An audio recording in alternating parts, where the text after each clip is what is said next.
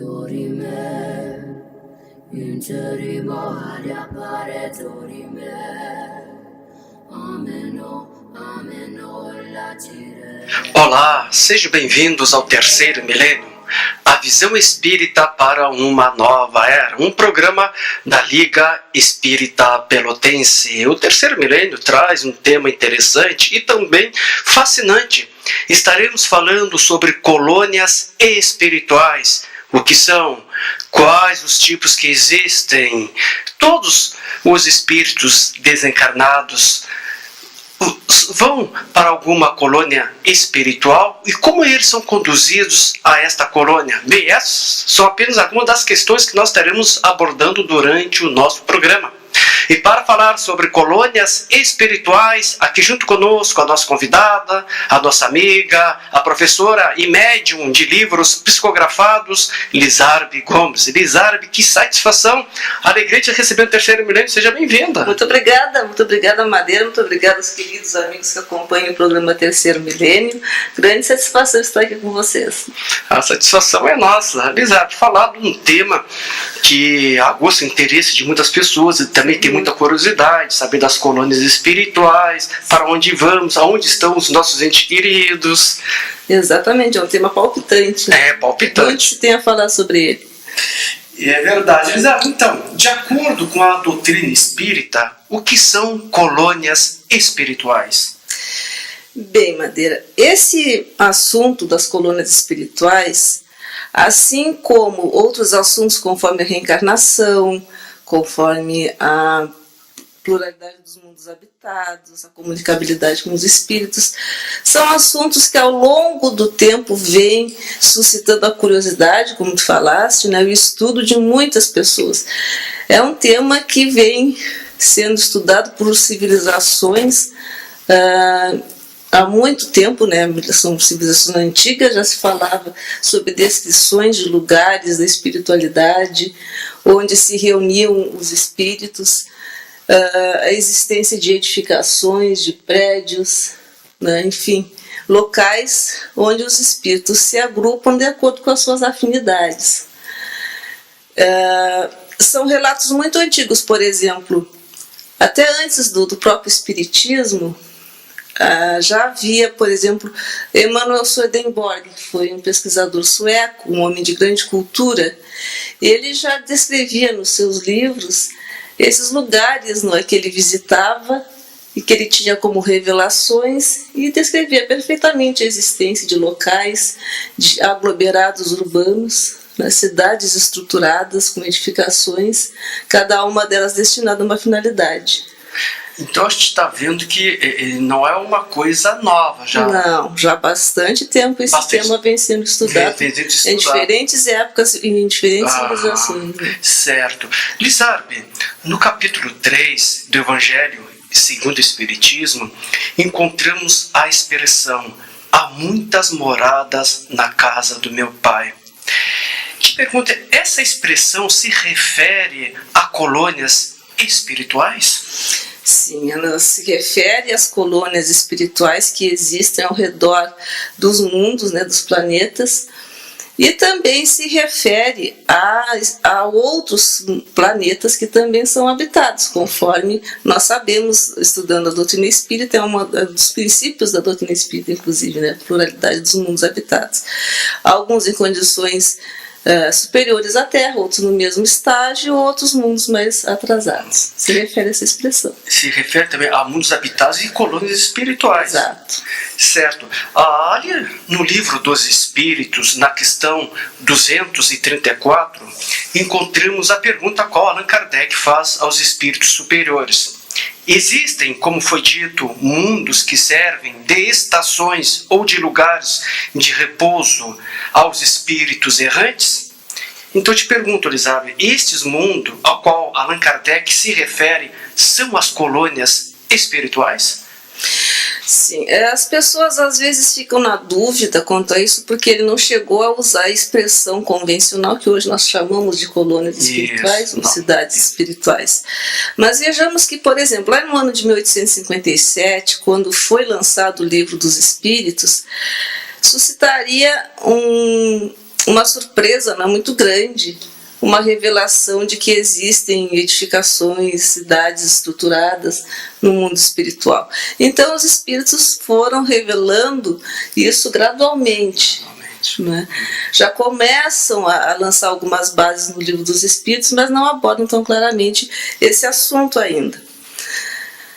Esse assunto foi chegando até nós por obras posteriores, como por exemplo, por médiuns de vários países, aqui no Brasil notadamente, né, por Ivone Pereira, que muito antes até do livro Nosso Lar, ela psicografou uma obra que se chama Memórias de um Suicida, do escritor Camilo Castelo Branco, onde ele relata toda a realidade que ele encontrou depois da sua desencarnação.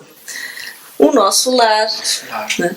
Há outras obras também do André Luiz, autor do Nosso Lar, que descrevem realidades e colônias do mundo espiritual. Por exemplo, na obra Obreiros da Vida Eterna, a Casa Transitória de Fabiano, que foi fundada por Fabiano de Cristo. O médium Abel Gleiser também recebeu mensagens de Caio Barchutel, falando da colônia Alvorada Nova. Certo. Né? Givaldo Franco, na obra Além da Morte, fala de autoria do espírito Otília. Nessa colônia ele descreve também sobre a colônia Redenção, nesse livro. A Redenção foi uma colônia fundada na época da escravidão, onde ela reunia vários escravos que haviam desencarnado em condições de muito sofrimento, então eles eram acolhidos e atendidos nessa colônia. Então é só para citar alguns nomes, certo, né? certo. Porque realmente Zilda Gama, que psicografou, Vitor Hugo também faz menção a colônias espirituais, né? No livro Os Mensageiros também, do André Luiz. E toda a coleção do André Luiz faz menção a várias colônias espirituais. Mas basta que leiamos com a devida atenção. Com certeza, né? Então, gradativamente, né, vai sendo trazido a nós, através desses espíritos amigos, essas informações de colônias espirituais. Exato, cada uma delas com a sua finalidade também, conforme a gente vai ver. Né? Isso, eu me recordo que eu li um pouco sobre o lançamento, da época, em 1944, do livro Nosso Lar. Sim. Né? E para a época, as pessoas entendiam que o Chico Xavier estava até escrevendo sobre ficção científica. Exatamente, né? Era a impressão que se tinha no próprio meio espírita, as pessoas viram com uma certa desconfiança, né? Muita reserva. Será que são relatos verdadeiros ou não, né? E realmente isso foi algo que causou muita estranheza naquela época. É verdade. Pesarpe, nas obras de Allan Kardec, há outras referências sobre este assunto, sobre colônias espirituais, cidades espirituais? Há outras referências nas obras de Allan Kardec?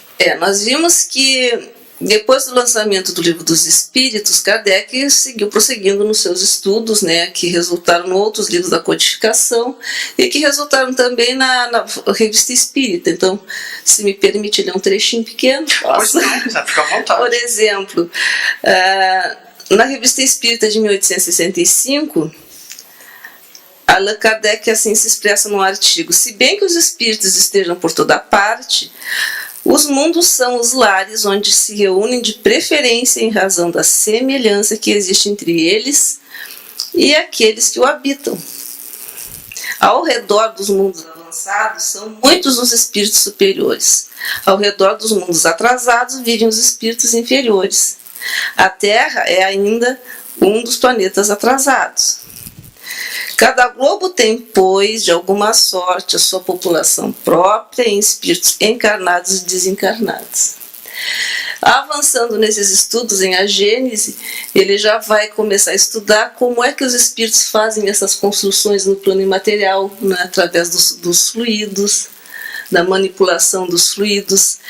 Num outro livro que, por sinal, esse ano comemoramos o Sesc Centenário, né, que é o Céu e o Inferno. O Céu e o Inferno traz vários relatos de espíritos em diferentes condições, espíritos já felizes, espíritos ainda em sofrimento, que contam das realidades que ali eles encontraram, das pessoas que os ajudaram, que os socorreram, de toda essa atividade aí que existe nas colônias espirituais, nesses lugares que circundam os planetas, né? Lizardo, segundo a doutrina espírita, quais são os tipos de colônias espirituais que existem? E lá no início tu nos falou, né, que na casa do meu pai existem muitas moradas, existem muitos habitados, como também existem muitas colônias espirituais. Se existem muitas colônias espirituais, deve ter tipos de colônias espirituais. Exatamente. Quais são esses tipos? Bem, de acordo com esses relatos todos que temos recebido por diferentes médiuns em diferentes épocas, pode-se ver, por exemplo, que existem colônias correcionais, que são aquelas destinadas aos espíritos ainda renitentes, insistentes no erro. Há também as colônias científicas, as colônias que são socorristas, aquelas que se dedicam ao estudo e desenvolvimento das artes. E em todas essas colônias os espíritos estudam, se preparam e muitas vezes transmitem para nós o resultado dos seus estudos, das suas pesquisas. Então é um trabalho constante, muito bem elaborado, muito bem conduzido, de acordo, claro, com o grau evolutivo de cada um. Exatamente, com a necessidade de cada um. Não adianta nós queremos ir para uma colônia espiritual se não é a nossa necessidade, a nossa realidade. Nós todos vamos nos reunir com aqueles grupos de espíritos que estiverem de acordo com o nosso grau de evolução, de adiantamento. Né? Certo. Lizardo, de acordo com a literatura espírita, você poderia assim nos descrever resumidamente a colônia espiritual Nosso Lar? E de que maneira os espíritos vivem nessa colônia? Poderia assim descrever assim resumidamente o que é essa colônia espiritual Nosso Lar, né? E de que maneira, que forma os espíritos vivem nessa colônia? Bem, Nosso Lar foi fundado no século XVI por portugueses que desencarnaram aqui no Brasil. Foi bem na época da chegada dos portugueses ao Brasil, de acordo com o que relata André Luiz. Nessa colônia vivem espíritos que estão assim já querendo reiniciar ou querendo se voltar para a prática do bem. Não é uma das colônias mais avançadas, mais elevadas, mas também já não é aquela colônia que atende espíritos mais inferiorizados, né? Já é um nível intermediário, vamos dizer assim. Essa colônia ela é descrita em 2 livros, né? O Nosso Lar e um outro livro também que se chama Cidade no Além. Cidade no Além. E esse livro é fantástico porque ele foi fruto do trabalho de desdobramento de uma médium, né, que é a Igorina Cunha. A Igorina Cunha, muito criança, foi vítima de paralisia infantil. Então, veja bem, ela tinha sérias limitações de movimento. Mas o seu espírito era livre, né? E em espírito, então, ela foi conduzida ao Nosso Lar pelo espírito Lúcio, visitou vários lugares. E o que ela fez? Ela, voltando desse desdobramento, ela pôde desenhar prédios, desenhar locais. E por intermédio dessas informações, hoje se sabe que o Nosso Lar, ela tem um formato, pelo piloto, em formato de uma estrela. Isso. Onde no centro ela está a governadoria, porque ela tem um governador espiritual. E cada uma das 6 pontas é ocupada, né, uma área reservada a cada um dos ministérios que ali existem. Por exemplo, o Ministério da Regeneração, do Auxílio, da Comunicação, do Esclarecimento, da União Divina, da Elevação. Cada um deles ocupa uma ponta dessa estrela. E é claro, lugares dedicados ao lazer, né? Lugares dedicados ao estudo, hospitais, enfim. O próprio André Luiz, no próprio filme, né, mostra ele sendo atendido ali no hospital. É verdade, esse relato. Então são espíritos que estão nessa condição de não serem já espíritos muito inferiorizados, mas que ainda não atingiram uma elevação maior. E que estão se preparando, muitos deles, para reencarnarem, né, na Terra. Essa colônia espiritual, nosso lar, fica na região do Rio de Janeiro. Exatamente. Ela tem vários postos também de socorro espalhados por todo o Brasil. Ela tem vários postos de socorro em todo o Brasil. Então todo mundo fica querendo ir para o nosso lar, principalmente depois que viu aquele filme maravilhoso, né?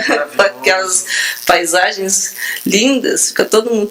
Mas vai depender muito de cada um, né? Das nossas iniciativas. Né? Certamente que muitos de nós vamos ter esse merecimento, mas a gente precisa trabalhar no caminho do bem. Tem que trabalhar muito no caminho do bem. É aquela coisa, né? A cada qual segundo as suas obras, né? Não adianta a gente querer alguma coisa, a gente não trabalhou para ter esse merecimento. Né? Exato. E além do nosso lar, também um outro livro do André Luiz que também passou a ser apresentado de filme, E a Vida Continua. E a Vida Continua. São os 2 filmes para quem ainda não assistiu, para poder ter oportunidade. 2 excelentes livros e também 2 excelentes filmes também a gente poder assistir, acompanhar e entender um pouco o que é uma colônia espiritual. Exatamente. E sabe, todos os desencarnados vão para alguma colônia espiritual e como eles são conduzidos a esta colônia. Tá aí uma curiosidade que as pessoas têm, sabe? Muita curiosidade. Se todos nós vamos para as colônias espirituais, pessoas querem saber aonde está seu anticristo, se ele está numa colônia espiritual e de que forma, e que de maneira os desencarnados são conduzidos a esta colônia. Bem, essa é uma pergunta muito importante, mas antes dela vem uma outra pergunta, né, que também a gente deve se fazer. Quem somos? Por que é importante saber quem somos? Porque, a depender dos nossos gostos, a depender das nossas tendências, dos nossos hábitos, do que nós valorizamos, do que nós priorizamos, essas escolhas, essas preferências vão determinar para onde nós vamos. Se nós vamos ser conduzidos para uma colônia feliz, uma colônia já elevada, organizada, ou se nós vamos permanecer naquelas colônias onde ainda habitam espíritos votados ao mal. Tudo depende das escolhas de cada um.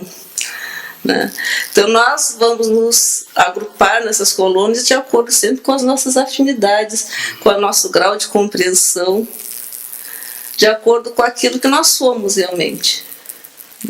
E nós sabemos que os mentores espirituais, os benfeitores que nos conduzem para esses lugares, eles sabem perfeitamente de quem nós somos. Para eles nós não conseguimos disfarçar.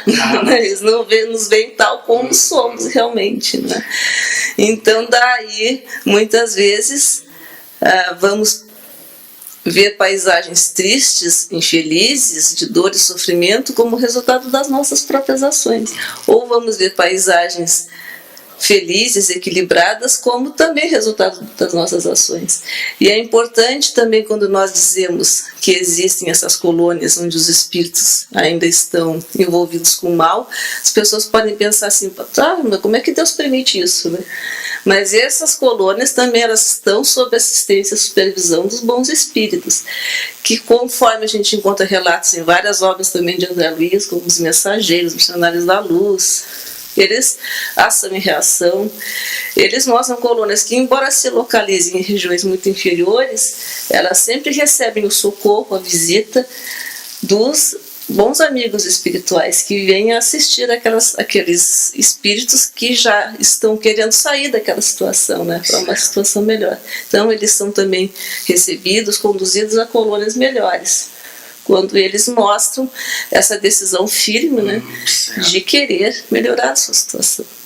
Lizaro, é uma outra curiosidade que as pessoas às vezes comentam e relatam, e alguns já relataram isso, que quando estão dormindo, né, elas relatam isso em sonhos, que vão visitar lugares. Também, né, isso pode acontecer. Lugares, e relatam que são lugares muito bonitos, que a vontade que elas têm de permanecer lá, não mais retornar aqui para a Terra.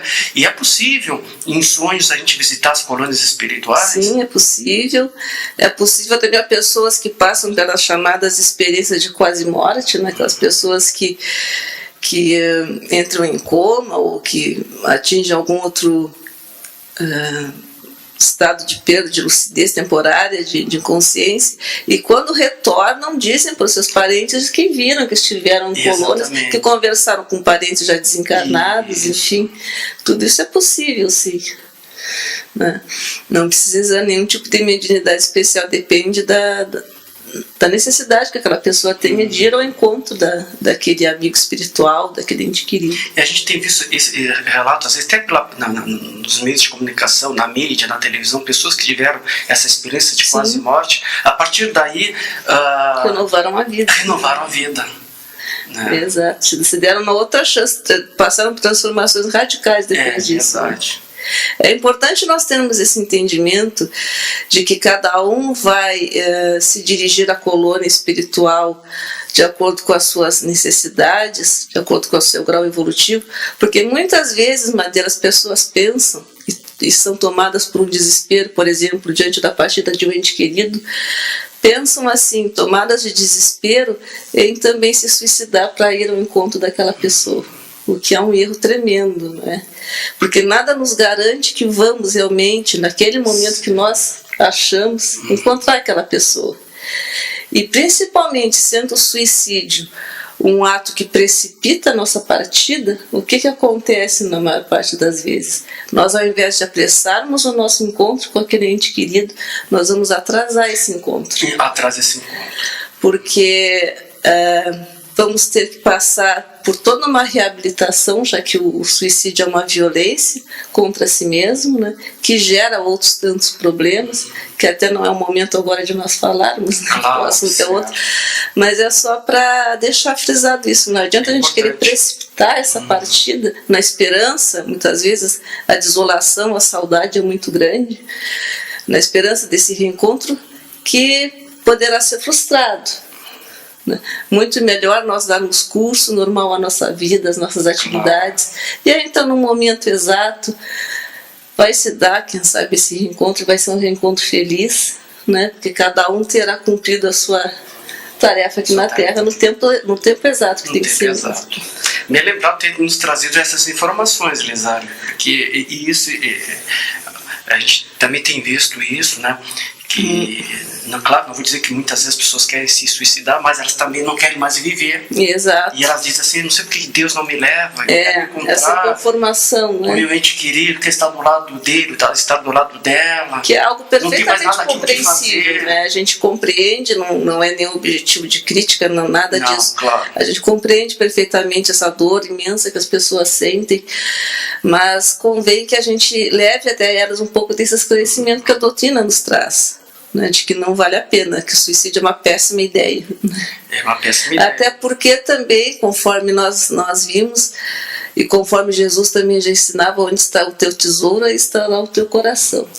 Então, nós temos que ver realmente o que nos prende, o que nos atrai poderosamente, porque depois da desencarnação, vai ter uma chance muito grande de nós continuarmos voltados para esse interesse, porque a morte não traz transformação tão repentina assim.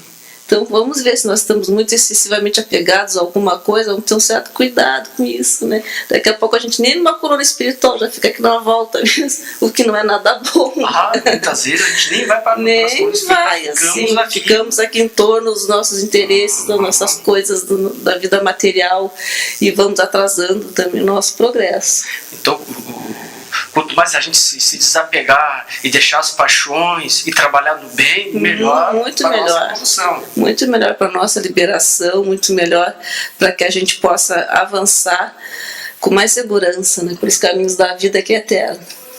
Lisa, uma outra curiosidade que também as pessoas têm, os espíritos evoluem nas colônias espirituais. É sabido que aqui na Terra a gente está em constante evolução, em progresso.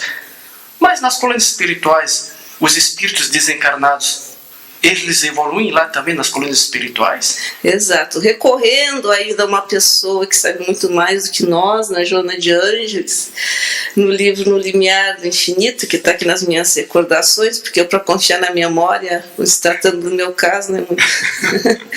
Joana de Ângeles, No Limiar do Infinito, afirma o seguinte: nas regiões circunvizinhas da Terra há uma infinita variedade de vilas e cidades, círculos espirituais e postos de socorro onde vivem os que se vinculam ao planeta que nos serve de berço. Há atividades constantes em que o culto ao trabalho proporciona o progresso das mentes e aprimora os sentimentos. Ou seja, nas colônias espirituais nós evoluímos através do trabalho. Né? Conta André Luiz, e mostrou no filme, que o trabalho no bem é que vai garantir para eles melhores condições assim, de moradia, né? vai garantir melhores condições de poder rever os seus amigos. Né?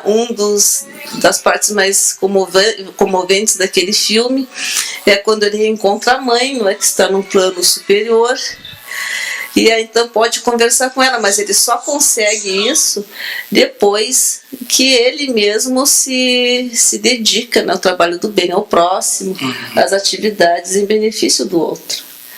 Essa é que é a grande moeda deles. E eles lá então evoluem moralmente, evoluem no intelecto também, planejando novas atividades, né? E eles, que eu digo assim, nós também que já passamos todos por uma situação assim, evoluem moralmente e intelectualmente, planejando futuras atividades, futuras encarnações.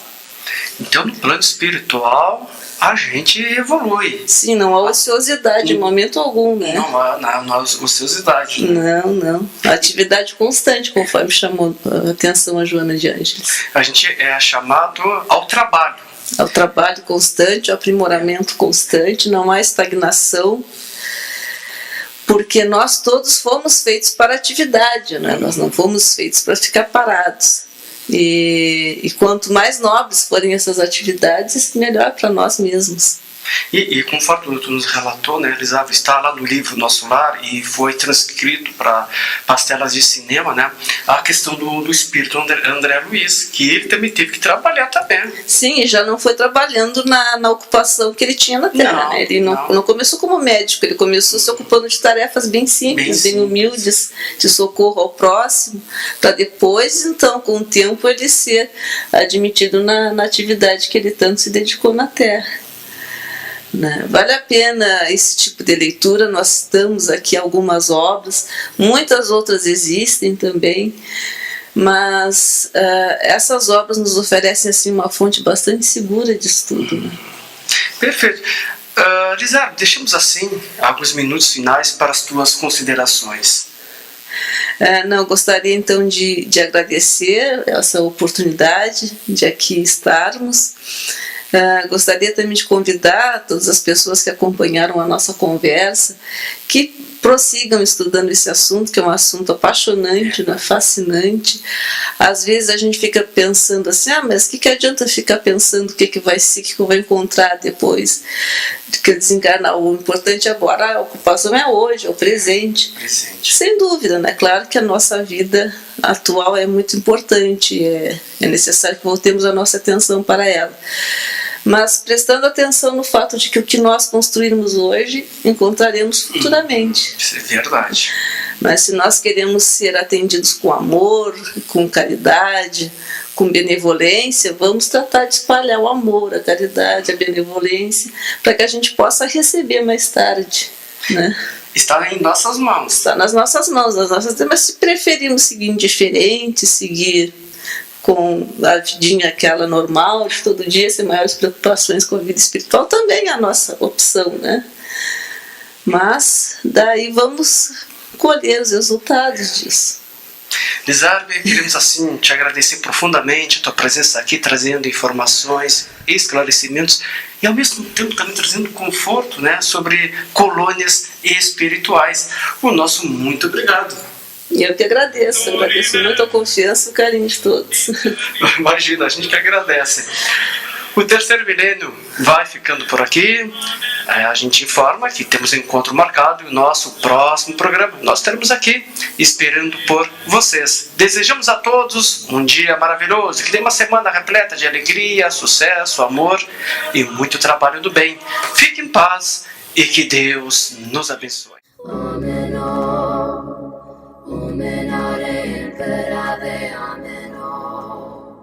Tibere, tibere, mantire, mantire mo, ameno.